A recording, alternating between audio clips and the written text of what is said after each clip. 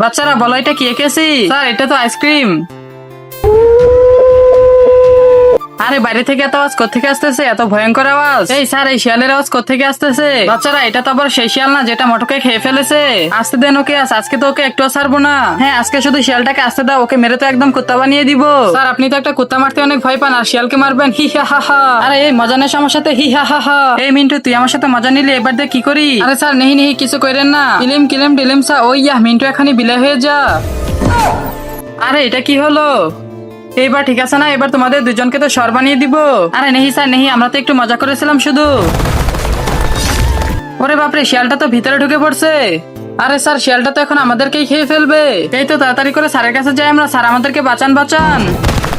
Sir আগে মিন্টুকে বিলে থেকে মানুষ বানিয়ে দেন। ঠিক আছে রাফি ওইয়া। কিন্তু তার আগে হে আল্লাহ, যে এই পবিত্র কালেমাটি দেখে ভিডিওতে লাইক করে চ্যানেলটি সাবস্ক্রাইব করে দিবে এবং ভিডিওটি 10 জন বন্ধুর কাছে শেয়ার করবে। তুমি তাকে পরীক্ষায় পাশ করিয়ে দিও, কমেন্টে বলো আমিন।